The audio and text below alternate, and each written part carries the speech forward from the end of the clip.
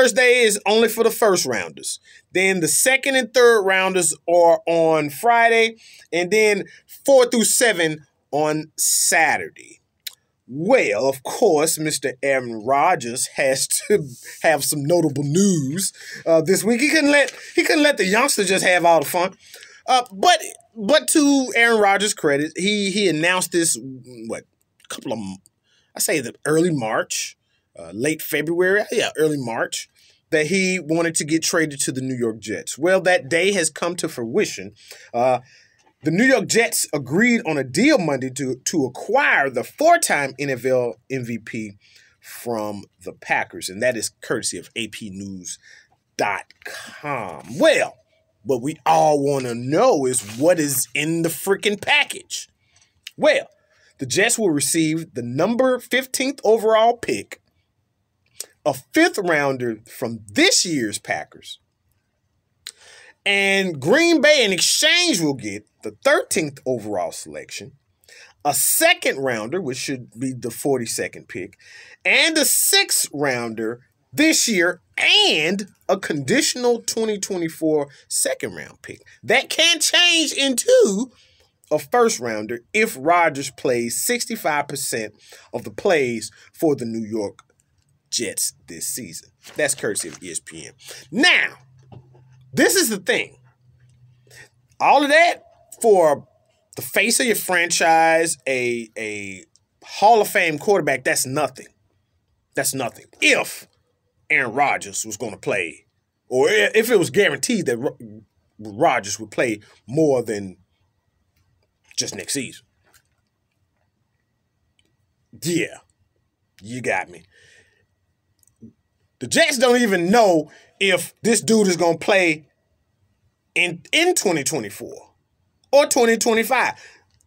Aaron Rodgers is only saying that he's definitely going to play this year, 2023 to 2024, if they even get to 2024, because it's playoff time. But that's what they gave up. That's a lot for an if, a maybe. I don't know. Quite possible. That's a lot. The thing about it is, as I was thinking about this for the last, 36 hours, what they may have done, and just hear me out, because Mike White, and I love Mike White. Mike White was QB last year. He unfortunately got hurt. But Zach, what they may have done for Zach, the now number 2 quarterback, is just get a glorified coach. Aaron Rodgers may just be a glorified coach for the number 2 quarterback, for Zach. That's what I'm thinking. That's what it looks like. And for that, I mean, on OTJ, on the job training, for that, OJT, not OTJ. I ain't mad at that. That may just be a good deal for the Jets. Of course, you're going to lose some personnel. You're going to lose, some draft capital. And it's not any small draft capital. But at the same time, to usher in the Zach Wilson era, to learn from the likes of Aaron Rodgers, and I mean, oh my God, I'm so glad this dude is out of the NFC North. I guess I'm just trying to make this thing work for the New York Jets. Like, oh, I'm glad this dude is out. But yeah, like Zach Wilson, you got somebody that you can literally learn from that is going to be playing in front of you. You got to soak all that up, bro. Because if you do, this will be a blip on the radar. Nonetheless, moving on, NFL draft.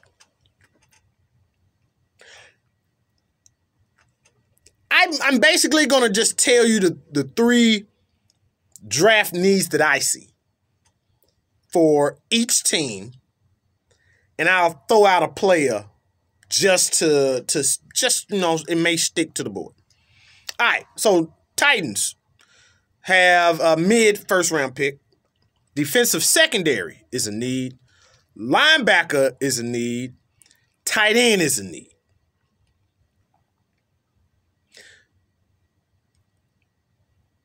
The best tight end I've seen, that I think this person is the best tight end that I saw all year. And I remember him playing against USC. And it's crazy how a tight end could almost bring back a team. And it's Mike Mayer for that played with Notre Dame. The Titans and the Dallas Cowboys need a tight end. Mayer from Notre Dame is, and you have to remember what you need from your tight end. Do you need more blocking? Do you need more pass receiving? Do you need a even-handed tight end? Mayer does them both really well. The Titans and the Cowboys like to run the football. That dude will be gone round one. Next up, the Falcons. The Falcons need DBs, O-line, and linebackers as well. Well, the defensive back out of Ohio State, and his name looses me right now. It's the Ohio State DB, that dude. Yeah, moving on. The Bears, offensive line, wide receiver, and D lineman. Now, if they could just happen, if somehow, Lord, if the Lord shunt down on the Chicago Bears and somehow we were able to get Jalen Carter or Will Smith out of Alabama.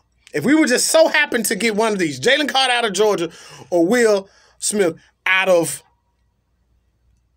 Alabama, I don't think it's gonna happen. But if it happens, oh Lord, that's what we need. And then, of course, Dallas wide receiver, offensive line, possibly even a running back. Many have talked about Bijan Smith coming out of Texas. That's the perfect marriage, to be honest. Anytime Texas has a good running back, you got to pounce on it, especially if your home stadium is in Dallas. That would be perfect. But like I alluded to earlier, they got to get a tight end. They got to get a tight end. They need a safety blanket for Mr. Dak Prescott. Speaking of tough fights, it means it's time for the One Mo, and the One Mo usually